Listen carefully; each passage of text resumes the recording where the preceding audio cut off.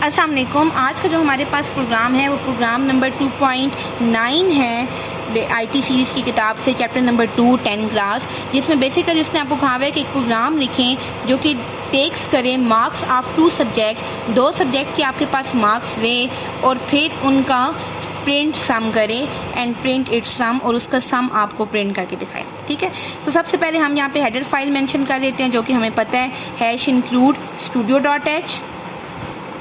नीचे हमने main function ले लिया। अब यहाँ पे हमें 2 वेरिएबल्स लेने हैं जो कि बेसिकली जिसमें हमें 2 सब्जेक्ट के मार्क्स स्टोर करने हैं। तो मैं यहाँ पे 2 वेरिएबल्स ले लेती हूँ। वेरिएबल्स को डिक्लेयर करने का क्या तरीका होता है, data type which is integer, पूरा इंटीजर नहीं लिखते, इंट लिखते हैं। फिर आगे मैंने 2 वेरिएबल्स ले लिए, एक का नाम मैंने रख लिया मैथ कॉमा साइंस, और तीसरा वेरिएबल क्या लिख लिया सम, जिसके अंदर दोनों का स्कोर सेव होगा। यहाँ पे मैथ और साइंस से क्या मुराद है, मैथ में मैथ का स्कोर सेव होगा और साइंस में साइंस का स्कोर सेव होगा।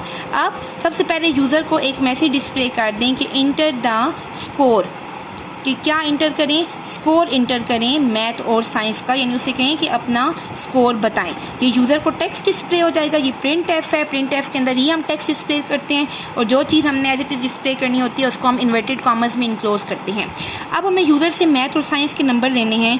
सो हम कैसे देते हैं, जब भी आपने यूज़र से वैल्यू लगानी होती है तो आप स्कैन एफ का फंक्शन लगाते हैं। स्कैन एफ का फंक्शन लगाने का क्या तरीका होता है, हमने पहले मैथ में नंबर देने हैं। मैथ की डेटा टाइप इंटीजर है और इंटीजर का स्पेसिफायर होता है %d। ठीक है, अब हमने किस में नंबर देने हैं, साइंस में। साइंस की डेटा टाइप क्या है, इंटीजर, उसका भी स्पेसिफायर क्या है, %d, इन्वर्टेड कॉमर्स बंद, आगे लगता है कॉमा और आगे लगता है एंड का साइन। एंड पहला वेरिएबल क्या है जिसमें मुझे मार्क्स लेने हैं, मैथ। एंड का जो साइन होता है वो एड्रेस ऑपरेटर होता है। मैं स्कैन एफ की फंक्शन की कंप्लीट वीडियो इंशाल्लाह इंसर्ट कर दूंगी जिससे आपको पता चल जाएगा कि स्कैन एफ कैसे काम करता है। एड्रेस ऑपरेटर होता है जो कि बेसिकली तभी इस्तेमाल होता है कि मेमोरी के अंदर डेटा किस सेल पे पड़ा है। दूसरा दो दफ़ा स्पेसिफायर है, तो यहाँ पे कॉमा और पहला वेरिएबल मैथ और दूसरा वेरिएबल साइंस। अब इस लाइन से क्या होगा कि यूज़र जब 2 वैल्यूज़ को इंटर करेगा तो पहली वेरिएबल मैथ में स्टोर हो जाएगी वैल्यू और दूसरी वैल्यू साइंस में स्टोर हो जाएगी जो भी यूज़र देगा। इस लाइन के बाद यहाँ पे 3 वेरिएबल्स मेमोरी में बन जाएंगे, मैथ, साइंस, और तीसरा किस नाम से बन जाएगा, सम के नंबर से। और जब यहाँ पे यूज़र वैल्यू देगा, लेट्स सपोज यूज़र ने आपको मैथ में नंबर दे दिए 70 और साइंस में दे दिए 80। सम अभी तक खाली है, सम में कुछ भी नहीं पड़ा, और जब किसी वेरिएबल में कुछ भी नहीं पड़ा होता तो वहाँ पे गार्बेज वैल्यू पड़ी होती है। अब हम फार्मूला लगाएंगे विच इज़ वेरी बेसिक, कि सम इज़ इक्वल्स टू दोनों के मार्क्स जमा हों जो कि मैथ और साइंस के हैं।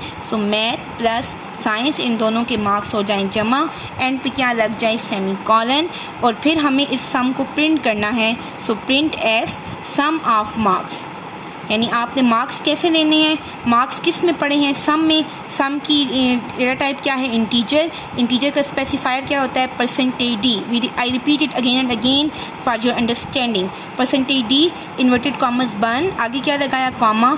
इस %d को वो वेरिएबल चाहिए जिसको ये रेफर कर रहा है, जिसके अंदर वैल्यू पड़ी है, विच इज़ बेसिकली सम, जो कि सम अब तक हो चुका है।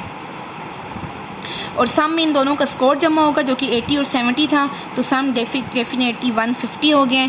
आगे क्या लगा दिया, सेमीकोलन और बंद। जब इसकी आउटपुट बनेगी, यानी हम एक आउटपुट बॉक्स बना के देख लेते हैं, तो सबसे पहले यूज़र को नज़र आएगा inter score of math and science. सबसे पहले यूज़र को ये मैसेज नज़र आएगा। नीचे आपके पास एक यूँ करके कर्सर ब्लिंक करेगा, जिस कर्सर ब्लिंक करने पे पहली वैल्यू मैंने यहाँ पे दी थी 70 और दूसरी क्या दी थी 80, तो वो ऑटोमेटिकली सेव हो जाएगी।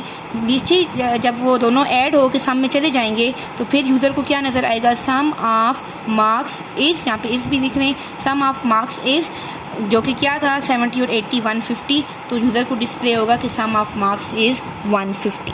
डेट्स हाउ आपके पास ये एक बेसिक सा प्रोग्राम है जो वर्किंग करता है, that how to add 2 values. अब ज़रूरी नहीं है कि वो 2 नंबर ही हों, 2 सब्जेक्ट ही हों, कोई 2 नंबर ऐड करने हों, कोई 2 फ्लोट वेरिएबल ऐड करने हों, एनीथिंग जिनको आपको ऐड करना है उसका यही बेसिक सा प्रोसीजर होता है।